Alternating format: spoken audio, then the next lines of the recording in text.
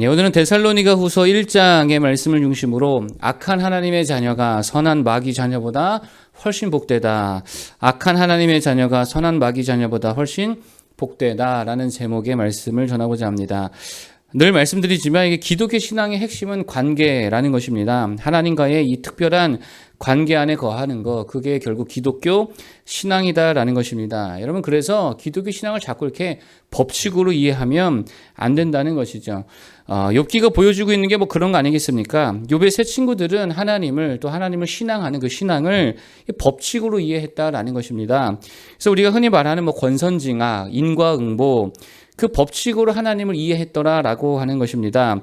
그러니까 욥의 고난을 보면서 겨우 그들이 생각하는 게 뭐냐? 야, 네가 죄를 지었으니까 고난 받는 거지. 네가 잘못을 했으니까 어려움을 당하는 거지. 이렇게밖에 결론이 안 된다는 거예요. 자, 그런데 우리가 욥의 서론을 다 봐서 알잖아요. 우리는 그 내용을 이미 알고 보잖아요. 욥은 의인이었다는 것입니다. 잘못한 게 없다는 거예요. 그런데 하나님은 욥에게 그럼에도 불구하고 고난을 허락하셨더라라는 것입니다.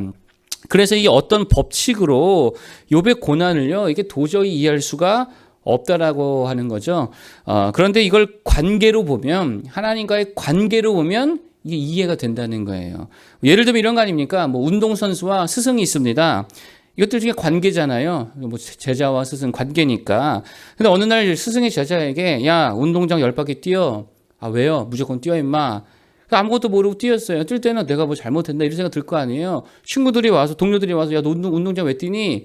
너 뭐 잘못했냐? 벌 받냐? 이럴 거 아니에요. 그런데 스승의 입장에서 보면 관계잖아요. 벌 주려고 하는 게 아니고 기초 체력 다지기 위한 훈련으로 그냥 말 없이 그 설명 안 하고 그 시켰다라고 하는 것입니다. 그러니까 이게 인과응보의 법칙 이런 걸로 보면 이해가 안 되죠. 그런데 스승과 제자라는 관계로 보면 이게 충분히 이해가 될 수 있더라는 것입니다. 아버지도 마찬가지 아닙니까? 제가 집에서 아버지 아니에요. 우리 애들 공부하는 거 되게 싫어합니다. 그런데 아버지니까 그럼에도 불구하고 공부를 시켜요, 안 시켜요? 공부시키죠. 야, 무조건 10장씩 풀어, 뭐 20장씩 풀어, 독서 몇 분씩 해.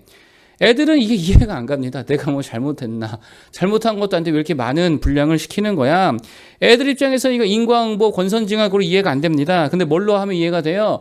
아버지와 자식이라는 관계를 생각하면 이게 이해가 되는 거죠. 왜 그렇습니까? 잘 되라고 하는 거니까, 성장하라고 하는 거니까, 그게 자녀들에게 잘 되는 길이니까 그렇게 관계로 생각하면 이해가 될 수 있더라라고 하는 것입니다. 기독교 신앙이 그렇다는 거예요. 법칙이 아닙니다. 인과응보, 권선징악, 그거 하나님과의 모습이 그게 아니라는 거예요. 아버지와 아들과의 관계라는 거예요. 여러분, 그래서요, 이렇게 기계적인 신앙생활들 제가 이렇게 경고하잖아요. 무슨 기도 100일 채우면 무슨 뭐 곰이 사람 되듯이 그 무조건 된다. 그거 아니죠.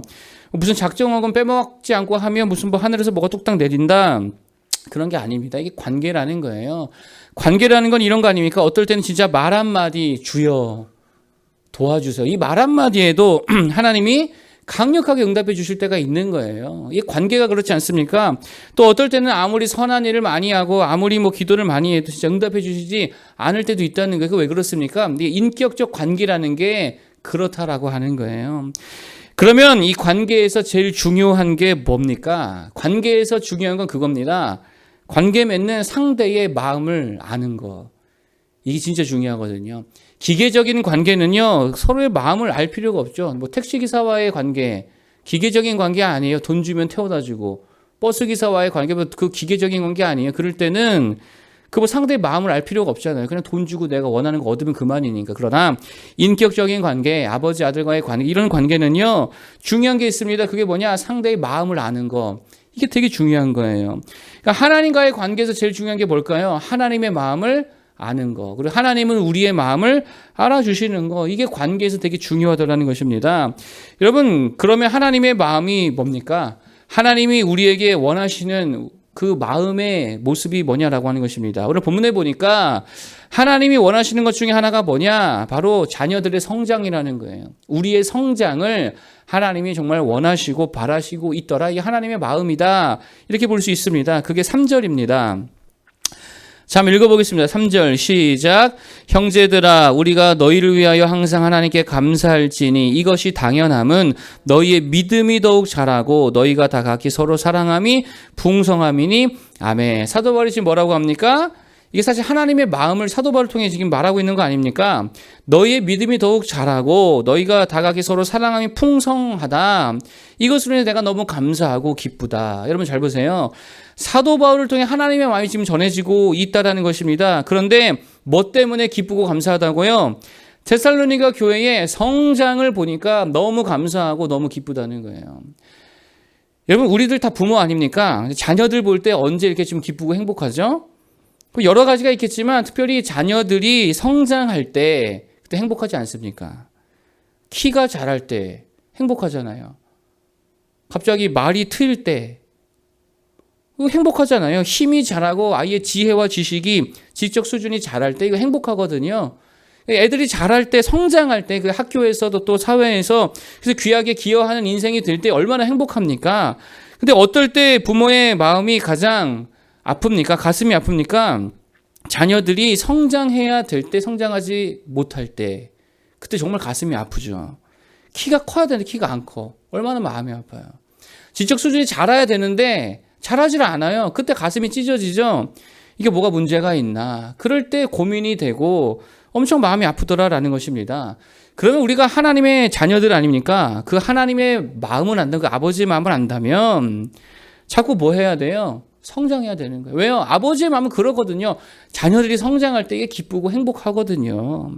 하나님도 마찬가지입니다. 우리가 믿음이 자라고 사랑이 자라고 막 소망이 자라고 능력 있게 행하고 기여하고 하나님 나라에 정말 이게 기둥과 같은 존재로 세워지고 성장할 때에 하나님 아버지의 마음이 막 이렇게 기뻐지신다라고 하는 거예요. 그러므로 우리는 다른 거 할 게 아니라 주 안에서 믿음이 자라고 성장해야 된다라고 하는 것입니다. 이게 자녀들이 의무이자 하나님의 마음을 아는 자라면 그렇게 가야 된다는 거예요. 여러분 그래서 히브리서에 보면 이렇게 그들을 책망합니다. 5장 12절인데 이렇게 써 있어요. 때가 오래되었으므로 너희가 마땅히 선생이 되어야 할 터인데 너희가 다시 하나님의 말씀의 초보에 대하여 누구에게 가르침을 받아야 할 처지이니 단단한 음식은 못 먹고 젖이나 먹어야 할 자가 되었도다. 책망하는 거거든요.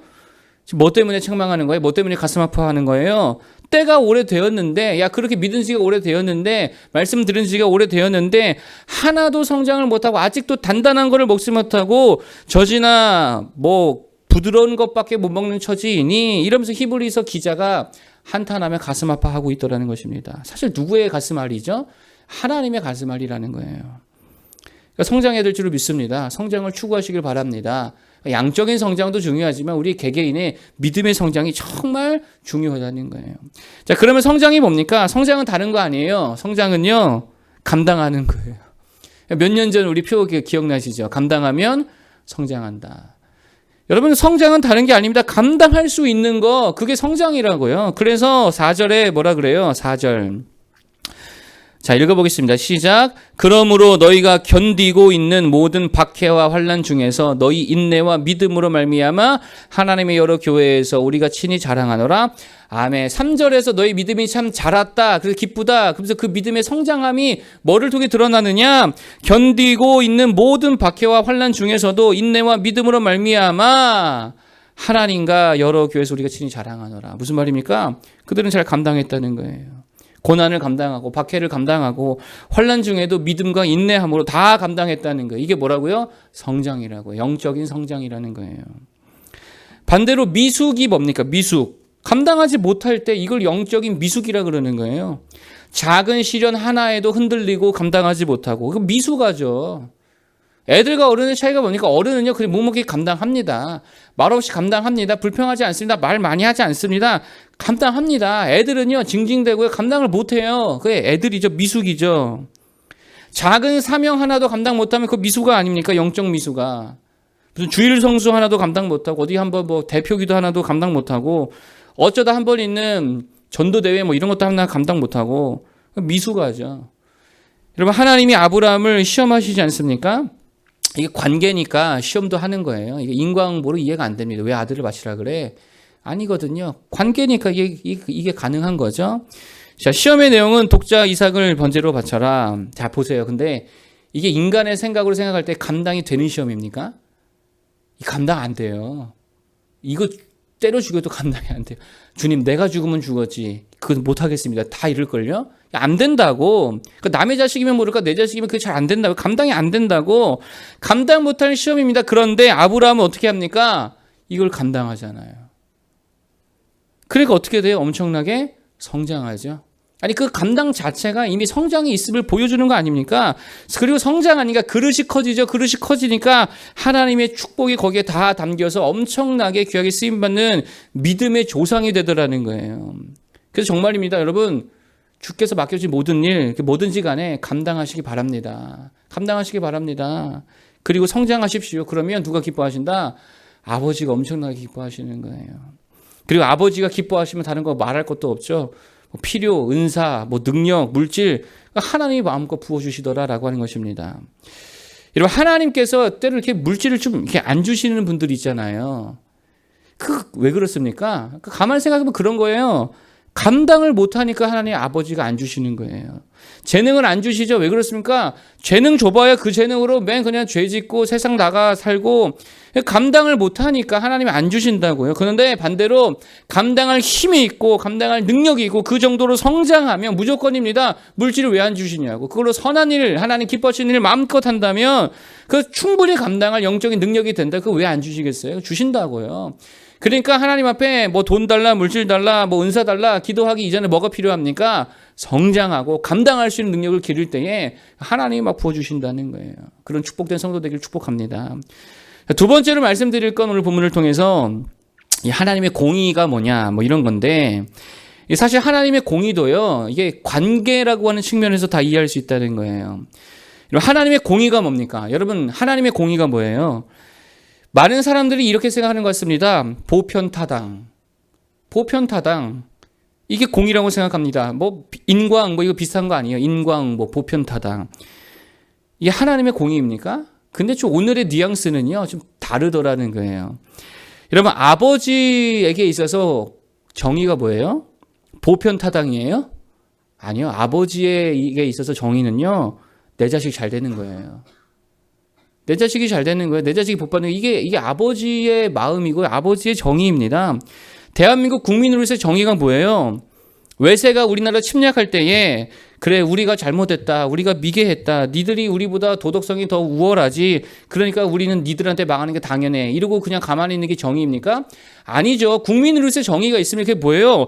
외세의 공격을 받을 때에 그걸 맞서는 거예요. 애국할 때 그게 정의입니다. 여러분, 그러니까 보편타당이 정의가 아니라는 거예요. 내 나라 편이 되어주는 거, 내 자식 편이 되어주는 거, 내 부모 편이 되어주는 거, 내 아내 편, 내 남편 편이 되어주는 거, 그게 사실상 우리가 말하고 있는 정의라는 거예요. 그래서 6절, 7절 보겠습니다. 자, 6절, 7절을 보겠습니다. 시작. 너희로 환난을 받게 하는 자들에게는 환난으로 갚으시고 환난을 받는 너희에게는 우리와 함께 안식으로 갚으시는 것이 하나님의 공의이시니. 다시 한번 읽어볼까요? 너희로 환난을 받게 하는 자들에게는 환난으로 갚으시고 환난을 받는 너희에게는 우리와 함께 안식으로 갚으시는 것이 하나님의 공의시니. 아멘. 무슨 말입니까? 보편타당, 도덕과 윤리. 이게 공의와 정의가 아니라는 거예요. 뭐가 공의래요? 하나님이 하나님의 자녀들, 하나님의 새끼들, 그들의 편이 되어주는 거. 그래서 그들에게 환난을 주는 자가 있으면 오히려 그들에게 환난을 주고 내 자식 미워하는 자들이 있으면 그들을 가서 벌해주고 그게 뭐라고요? 그게 하나님의 공의라는 거예요. 여러분 그래서 성경을 보면 되게 웃기지 않습니까? 여러분 우리는 이게 너무 많이 읽어가지고 이게 너무 당연하다고 느껴지는데 애굽과 이스라엘이 있었는데 하나님이 어디에만 심판을 내리십니까? 애굽에다가만 심판을 다 몰아내리십니다. 이스라엘은요 구별하셔요. 근데 그때를 잘 기억해 보세요. 출애굽기 그 초반부를 기억해 보면 이스라엘이나 애굽이랑 다를 게 있냐고요. 이스라엘이 뭘 잘했습니까? 똑같이 이방 섬겼죠. 똑같이 우상 숭배했습니다. 율법을 압니까? 뭘 압니까? 아무것도 몰랐습니다. 똑같았습니다. 그런데 하나님이 누구만 심판하세요? 애굽에만 심판하세요. 애굽만 재앙을 내리세요. 왜 그렇습니까? 이스라엘은 누구예요? 하나님의 자녀들이었어요. 이게 하나님의 공의라는 것입니다. 여러분 그래서 8절 9절 볼까요? 8절 9절. 읽어보겠습니다. 시작. 하나님을 모르는 자들과 우리 주 예수의 복음에 복종하지 않는 자들에게 형벌을 내리시리니 이런 자들은 주의 얼굴과 그의 힘의 영광을 떠나 영원한 멸망의 형벌을 받으리로다. 아멘. 누구에게 벌을 내리신다고요? 하나님을 모르는 자를. 자녀가 아닌 자들을 말하는 거죠. 하나님의 자녀가 아닌 자들, 하나님과 아무런 관계가 없는 자들, 그들을 심판하시는 거, 이게 공의라는 거예요. 자, 보세요. 보편타당이 아니라고요. 하나님의 편애가 있다는 거예요. 그럼 우리는 어떻게 살아야 됩니까? 무조건이죠. 뭘로 살아야 돼요? 하나님의 자녀로 살아야죠. 이게 최우선입니다. 그럼 누가 하나님의 자녀가 돼요? 누가 하나님의 자녀가 돼요? 영접하는 자, 곧 그 이름을 믿는 자들에게는 하나님의 자녀가 되는 권세를 주셨나니. 믿음이라고요. 뭐를 믿어요? 하나님을 믿고. 하나님이 나의 아버지가 되십니다. 나의 아버지라고 고백할 줄 알고 예수 그리스도를 믿고 십자가의 은혜를 믿고 하나님의 말씀을 믿고 그러면 아들이 되고 딸이 되고 아들, 딸 되면 하나님의 편애가 있다는 거예요. 그게 하나님의 공의라는 것입니다. 여러분 그래서 뭐 그런 거죠. 못돼 처먹어도 하나님 새끼로 살아야지. 아무리 착하고 도덕적이고 정의로워도 마귀 새끼로 살면 그 망한 인생이라는 거예요. 제가 아는 지인 중에 한 분 진짜 착한 분이 있습니다. 저는 처음에 그분 무조건 예수 믿는다고 생각했어요. 너무 착해가지고. 거짓말 진짜 한마디도 안 합니다. 교통신호요. 우리는 뭐 이렇게 어쩔 때 급하면 솔직히 어기기도 하잖아요. 저도 웬만하면 잘 지키는데 급하면 어기거든요. 애들이 아파봐요. 그거 어기거든요. 근데 진짜 그 친구는요. 한 번을 어기질 않아요. 아무리 급해도 지각을 해도 뭐 교통질서 하나, 뭐 거짓말 하나, 그리고 얼마나 착한지 간호사 하시는 여자분이신데 얼마나 착한지 남들 돕는 일들에 진짜 막 자질 다 베풉니다. 진짜 제가 본 테레사 수녀 같은 분이세요. 예수를 안 믿어요. 뭐 카톨릭도 아니에요. 그냥 무종교예요. 무종교. 근데도 그렇게 착하더라고. 뭐 하나님이 복 주세요? 천국 가게 해줘요? 아니요. 하나님 모르고 하나님의 자녀가 아니면 벌 받아요. 심판 받아요. 이게 뭐라고요? 하나님의 공의라고. 오늘 설교 제목이 뭐라 그랬어요? 오늘 설교 제목이요?